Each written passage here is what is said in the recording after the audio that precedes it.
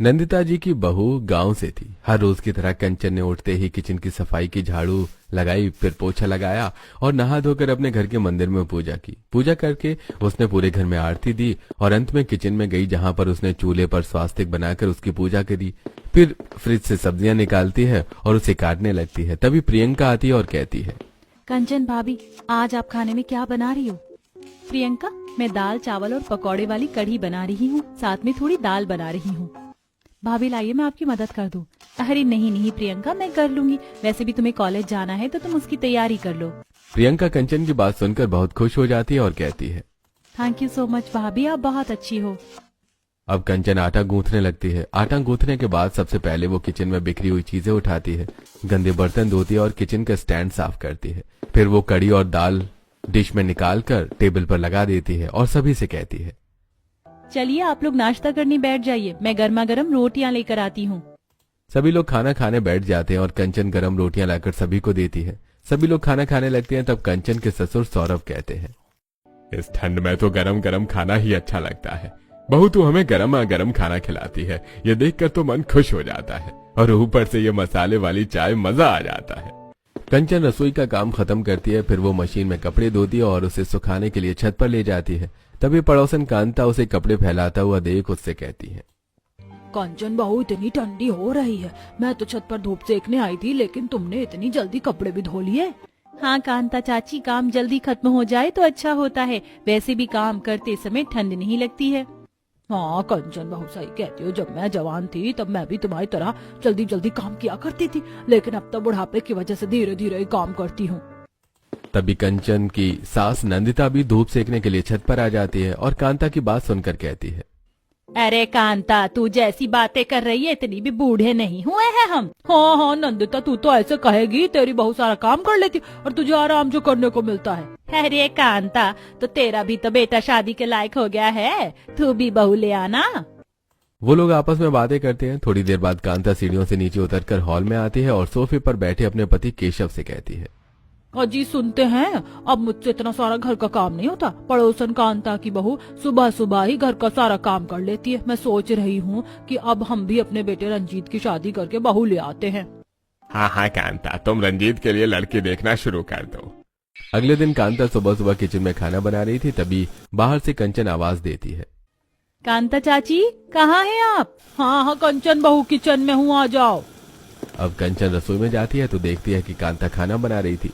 कंचन अपने साथ लाए आलू के पराठे कांता को देते हुए कहती है, ये लीजिए चाची, आज मैंने आलू के पराठे बनाए थे, आपके लिए लाई हूँ। अरे वाह बहू, तुमने तो बहुत जल्दी ही आलू के पराठे बना लिए। अभी तो सिर्फ सुबह के 9 बजे हैं।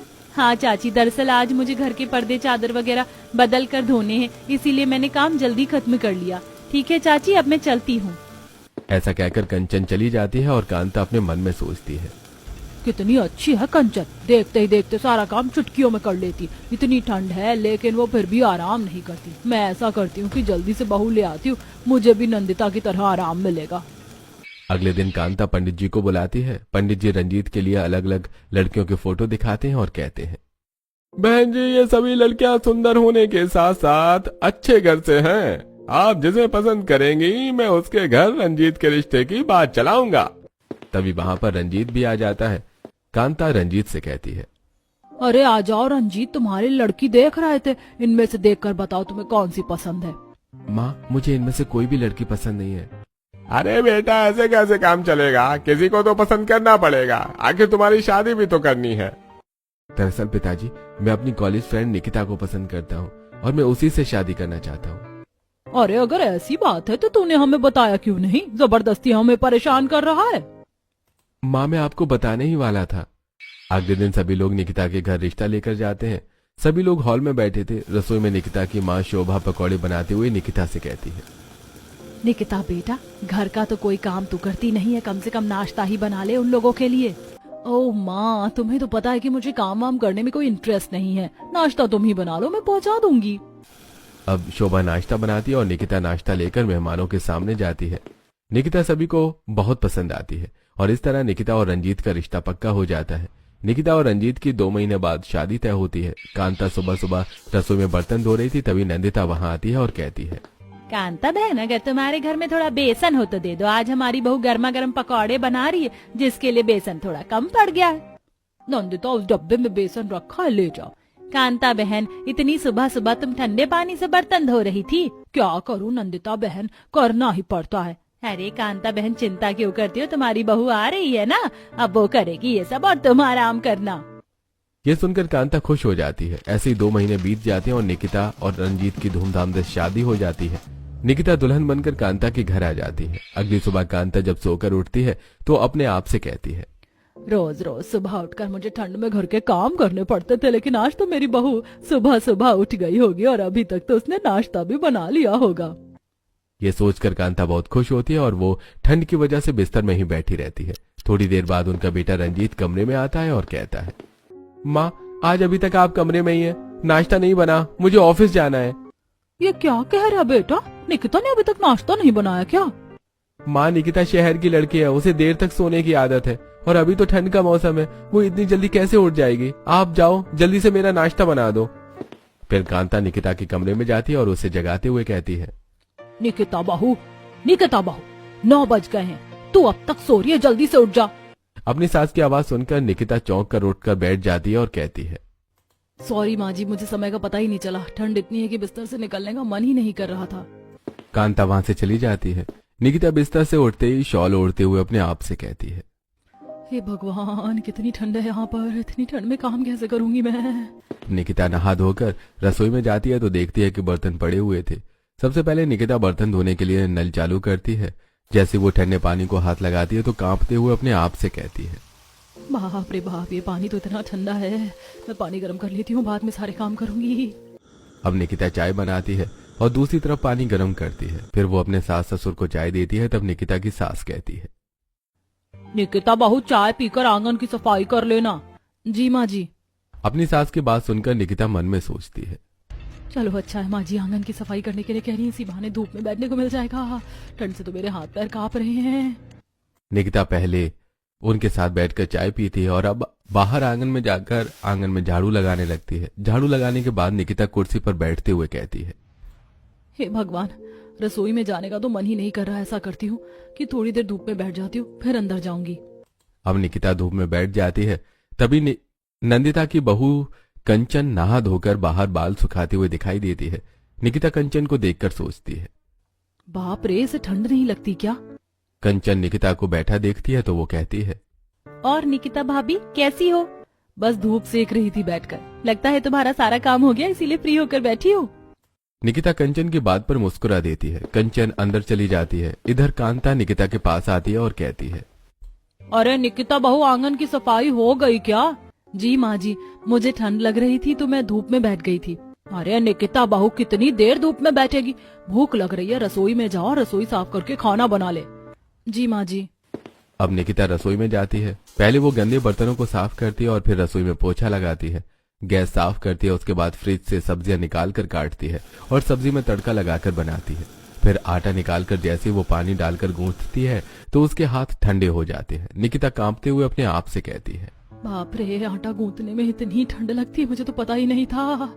निकिता आटा गूंथ कर रख देती है। फिर वो अपने आप से कहती है, मुझे बहुत ठंड लग रही है, सब्जी बनने में थोड़ा समय ऐसा करती हूँ कि तब तक मैं कंबल में जाकर बैठ जाती हूँ, मुझे थोड़ी गर्मी लगेगी तब मैं रोटी बना लूंगी।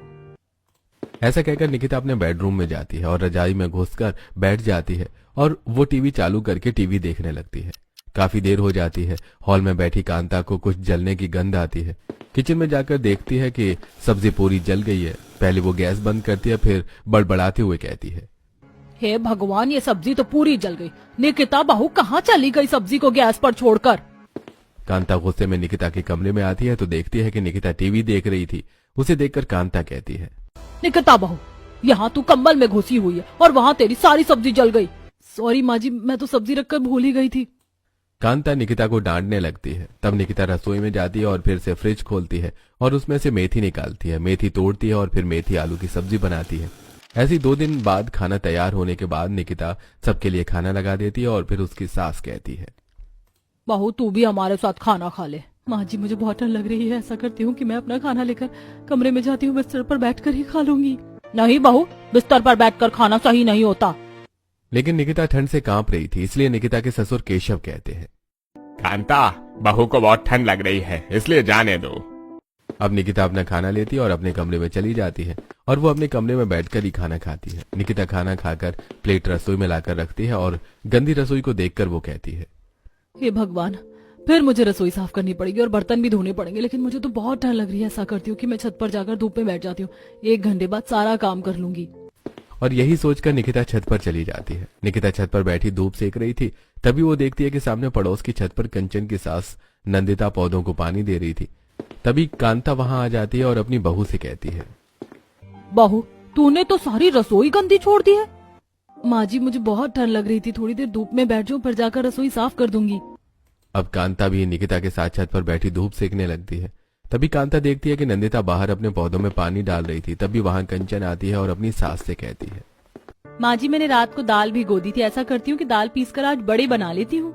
हाँ बहू, ठंड में गर्मा गर्म बड़े तो बहुत अच्छे लगते हैं। ये देखकर कांता निकिता से कहती है, देख रही हो निकिता बहू, कंचन ठंड के मौसम में भी कितनी फुर्तीली है, घर का सारा काम समय पर कर लेती है और बार बार धूप भी नहीं सेकती। और एक तुम हो कि तुम्हें इतनी ठंड लगती है। क्या करूँ माँ जी, मुझे बचपन से ही काम करने की आदत नहीं है और ठंड में तो मैं रजाई में ही घुसी रहती थी, यहाँ पर धूप में बैठी रहती थी। ठीक है, अब रसोई में जाकर रसोई को साफ कर लो। अब निकिता नीचे उतर आती है और उसे रसोई में जाकर नल चालू करके बर्तन धोने लगती है और कांप रही होती है। अरे निकिता, तुम बर्तन धोते हुए कांप क्यों रही हो? मुझे बहुत ठंड लग रही है।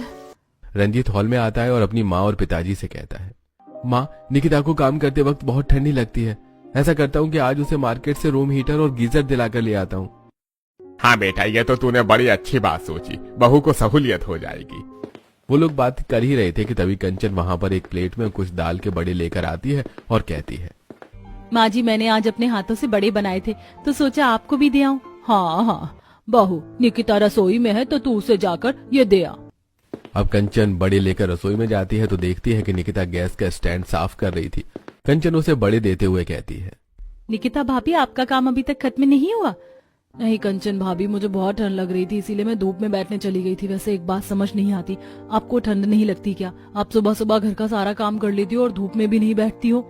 ऐसी बात नहीं है निकिता भाभी, मुझे भी ठंड लगती है, लेकिन हमारे गांव में माँ बचपन से ही हमें सुबह उठा देती थी और घर का सारा काम करवाती थी, इसीलिए मुझे काम करने की आदत है।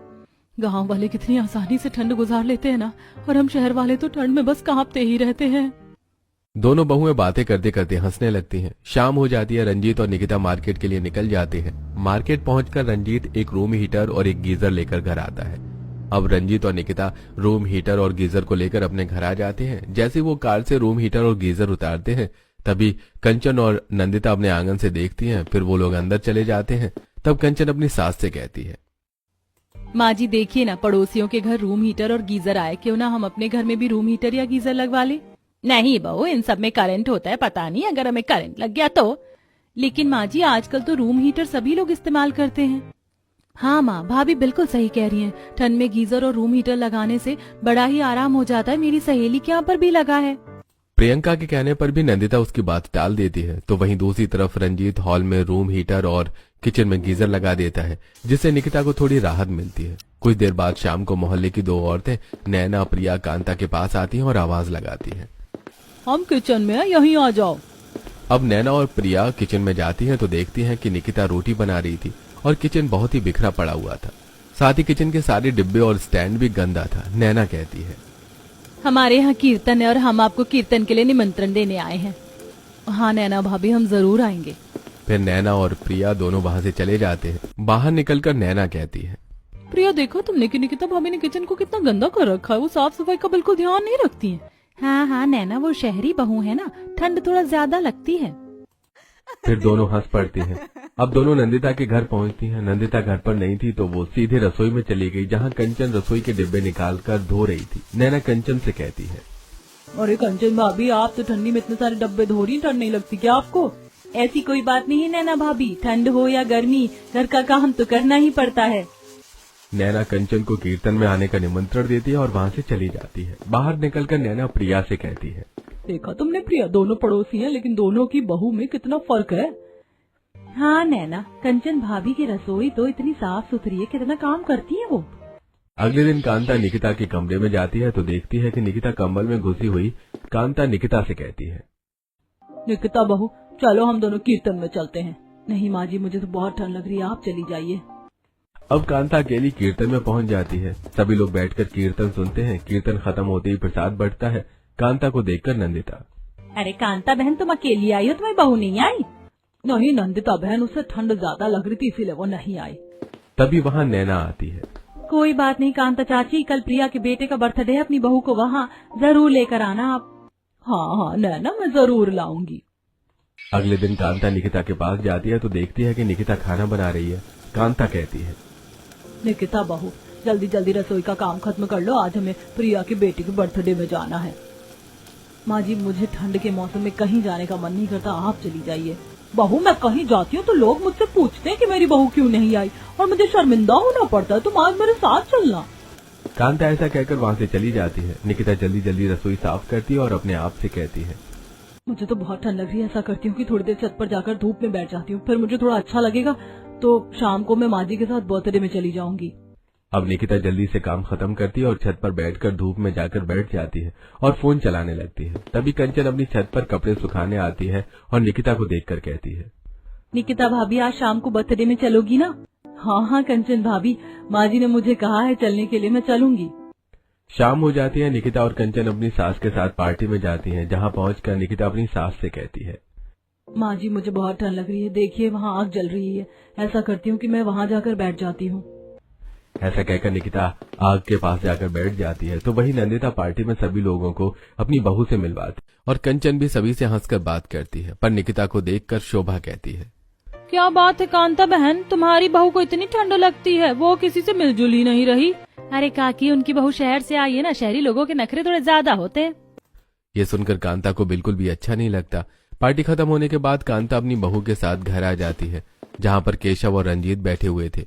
कांता उनसे निकिता की शिकायत करते हुए कहती है, पूरी पार्टी में ना ही निकिता बहू ने किसी से बात की और ना ही वो किसी से मिली, बस आग के पास बैठी रही है। हमारी पड़ोसन की बहू है, सब लोगों से मिल रही थी, सभी उसकी कितनी तारीफ कर रहे थे। ये सुनकर निकिता को गुस्सा आ जाता है और वो कहती है, माँ जी, आप हमेशा मुझे कंपेयर कंचन से क्यों करती रहती है? कंचन गांव में पली बड़ी है, उसके जीवन का तरीका कुछ और है, और मैं शहर में पली बड़ी हूँ, मेरे जीवन जीने का तरीका कुछ और है, हम दोनों की तुलना नहीं हो सकती है। ऐसा कहकर निकिता अपने कमरे में चली जाती है। तब केशव कांता को समझाते हुए कहता है, कांता बहू सच कह रही है, और तुम भी ऐसी छोटी छोटी बातों पर ध्यान मत दिया करो। ऐसे कुछ समय और बीत जाता है। एक दिन कंचन के ससुर सौरभ बैठे हुए नंदिता से कहते हैं, नंदिता, मेरे सीने में हल्का हल्का दर्द हो रहा है। तभी कंचन वहां पर चाय लेकर आ जाती है और ये सुनकर कहती है, बाबूजी, गैस हो गई होगी आपको, चिंता मत कीजिए, मैं आपको भी जीरे का पानी उबाल कर दे देती हूँ, आपका दर्द बिल्कुल ठीक हो जाएगा। हाँ जी, बहू सही कह रही है। थोड़ी देर बाद कंचन जीरे का पानी उबाल कर ले आती है और अपने ससुर को देते हुए कहती है, ये लीजिए बाबूजी, ये पानी पी लीजिए, आपको आराम आएगा। सौरभ जीरे का पानी पी लेता है और ऐसे ही एक हफ्ता बीत जाता है। सौरभ के सीने में हल्का हल्का दर्द बना रहता है और कंचन उसे रोज जीरे का पानी देती है। फिर एक दिन कांता बिखरी रसोई में अपनी बहू से कहती है, निकिता बहू, आज वेज पुलाव बना ले, सब्जियां मैं ही काट दूंगी। जी माँ जी। अब निकिता फ्रिज से सब्जियां निकालकर अपनी सास को दे देती है। कांता हॉल में बैठी हुई टीवी देखते हुए सब्जियां काटने लगती है। निकिता रसोई में जाकर वेज पुलाव के लिए मसाले इकट्ठा करने लगती है। फिर निकिता वेज पुलाव बनाती है और टेबल पर लगा देती है। सभी लोग खाना खाने लगते हैं। तब रंजीत कहता है, अरे वाह निकिता, आज तो तुमने बहुत ही टेस्टी वेज पुलाव बनाया है। बहू, थोड़ा वेज पुलाव पड़ोस में भी दिया। जी माँ जी। अब निकिता वेज पुलाव लेकर पड़ोस में पहुंचती है तो देखती है कि कंचन अपने ससुर को कुछ पीने के लिए दे रही है। ये देखकर निकिता वेज पुलाव देते हुए कहती है, अंकल, आप ये बाद में पीना, पहले ये गरम गरम वेज पुलाव खा लो। बेटा, इनके सीने में लगातार दर्द हो रहा है, शायद गैस की वजह से, इसीलिए पिछले एक हफ्ते जीरा पानी पिला रहे हैं। ये सुनकर निकिता चौंक जाती है और कहती है, आंटी, अंकल के सीने में एक हफ्ते से दर्द हो रहा है तो आप इन्हें डॉक्टर को दिखाना चाहिए। भाभी, मैं भी माँ को यही कह रही थी। अरे बेटा, डॉक्टर के पास जाओ तो पता नहीं क्या क्या बातें करने लगते, इसीलिए हमें तो घर का इलाज ही ठीक लगता है। अब निकिता अपने घर आ जाती है और अपने घर वालों को बैठाकर सारी बातें बताते हुए कहती है, माँ जी, आप समझाइए ना उन लोगों को, ये हार्ट अटैक का दर्द भी हो सकता है, उन्हें डॉक्टर से ट्रीटमेंट लेना चाहिए। हाँ हाँ बहू, मैं समझाऊंगी, लेकिन अभी तो तू बैठकर खाना खा ले। अब निकिता भी सभी के साथ बैठकर खाना खाती है। अगले दिन रंजीत कहता है, ठीक है निकिता, मैं चलता हूँ, और हाँ, मैं कार छोड़कर जा रहा हूँ। आज शाम को तुम माँ और पिताजी के साथ कार से मार्केट ही आ जाना। हम रात का खाना बाहर ही खाएंगे। ऐसा कहकर रंजीत चला जाता है और रंजीत के जाने के थोड़ी देर बाद केशव भी किसी काम से चला जाता है। निकिता को ठंड लग रही थी, इसलिए वो भी धूप सेकने के लिए छत पर जाकर बैठ जाती है। थोड़ी देर बाद निकिता अपनी छत से देखती है कि पड़ोसी के घर की जोर जोर से चिल्लाने की आवाज आ रही है।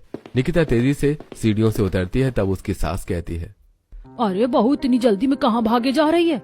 माँ जी, लगता है पड़ोस में कुछ हो गया, उन्हें हमारी मदद की जरूरत है। अब कांता भी निकिता के पीछे भागकर पड़ोस में पहुंचती है। वो दोनों देखती हैं कि सौरभ फर्श पर पड़ा तड़प रहा है और नंदिता, कंचन और प्रियंका पास में खड़ी उसे आवाज देकर कह रही है, बाबूजी, क्या हुआ आपको? क्या हुआ? आपको ऐसे क्यों तड़प रहे हैं? तभी नंदिता कंचन से कहती है, इनके हाथ पैर मलो।